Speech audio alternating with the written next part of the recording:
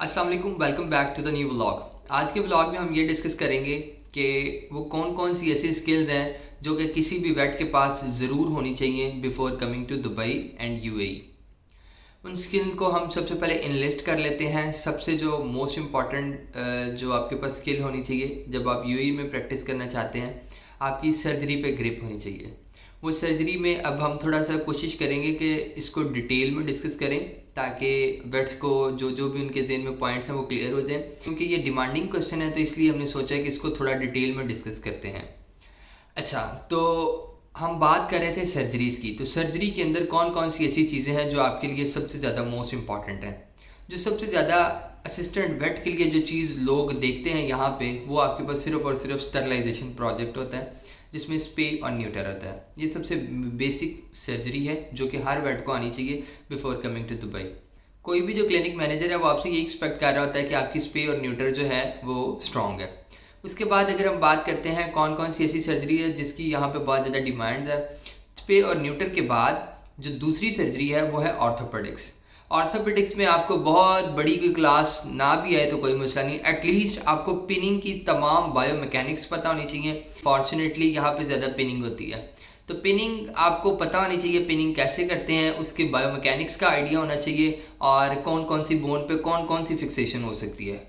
बस आपको इतना पता होना चाहिए। आपको प्रिंसिपल पता होना चाहिए बोन फिक्सेशन का, जॉइंट की लक्सेशन हो जाती है तो उसको कैसे रिपेयर करते हैं, आपको प्रिंसिपल्स का आइडिया होना चाहिए। बहुत ज़्यादा कोई इन्होंने ऑर्थोपेडिक सर्जन आपको हायर नहीं करना, आपको इन्होंने बेसिक असिस्टेंट बैठ लेना है अगर आपका एक्सपीरियंस 5 ईयर से कम है।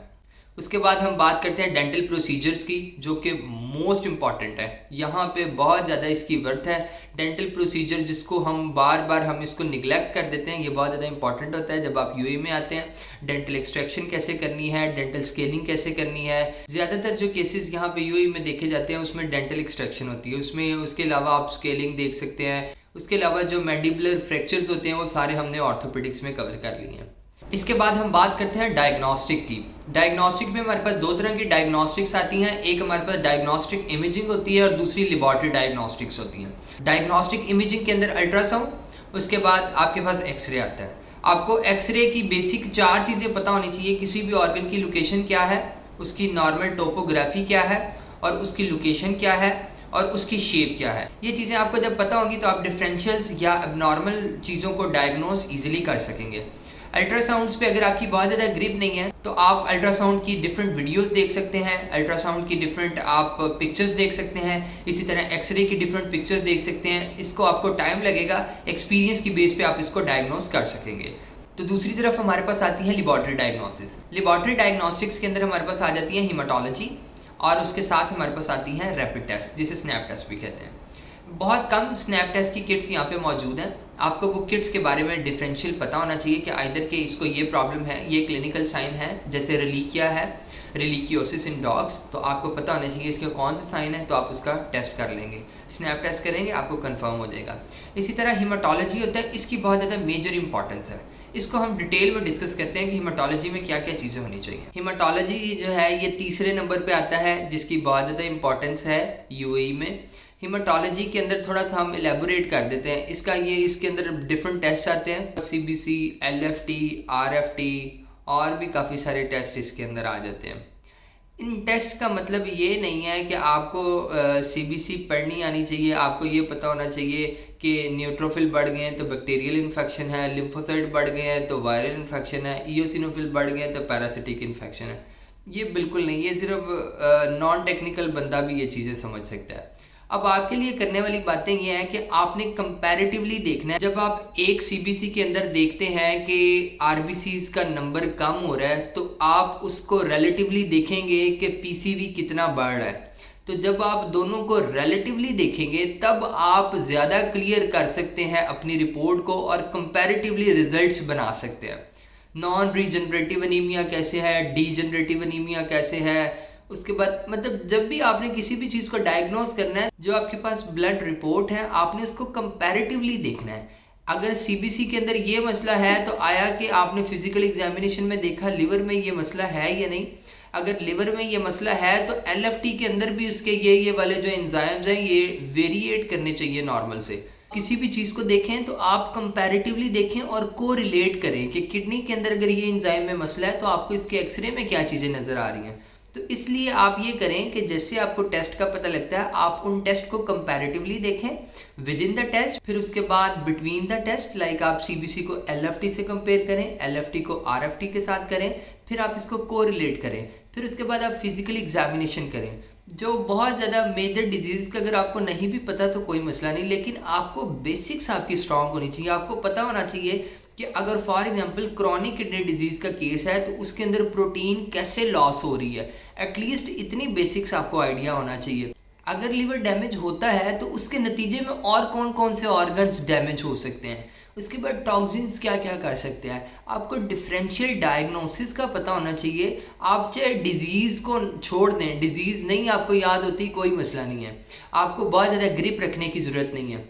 तो कुछ जो स्टूडेंट्स हैं जो अंडर ग्रेजुएट्स हैं वो ये कहते हैं कि हम कैसे स्टार्ट करें कि हम टेस्ट को अभी से ही क्लियर करें।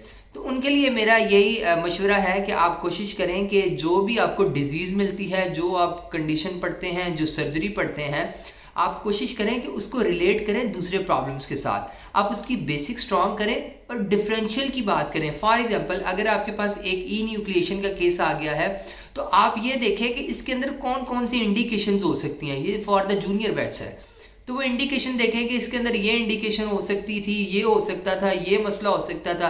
लाइक रिसेंटली मैंने ई न्यूक्लिएशन की, उसके अंदर मैगट वुंड था। अब इंडिकेशन में मैगट वुंड आई के अंदर बहुत कम लिखा होता है, किसी भी बुक में देख ले वहाँ पे फिजिकल ट्रॉमा होता है। नो डाउट कि ये जो मैगट वुंड था ये भी फिजिकल ट्रॉमा की वजह से हुआ था, सेकेंडरी तौर पे इसको माइएसिस हो गया था जिसे मैगट वुंड कहते हैं। तो आप इस तरह से को रिलेट करके पढ़ें और डिफरेंशियल्स को स्ट्रॉन्ग करें। तो चलें इन सारी चीज़ों को हम समराइज कर लेते हैं। सबसे पहले हमने कहा है कि आपने अपनी स्टरलाइजेशन जो कि सॉफ्ट टिश्यू सर्जरी के अंदर आता है, स्पे और न्यूटर को बाय हैंड प्रैक्टिस इसको स्ट्रॉन्ग करना है। उसके बाद ऑर्थोपेडिक्स के आपने प्रिंसिपल देखने हैं और पिनिंग का आपको डिटेल में पता होना चाहिए कौन सी बोन में कौन सी पिनिंग होती है।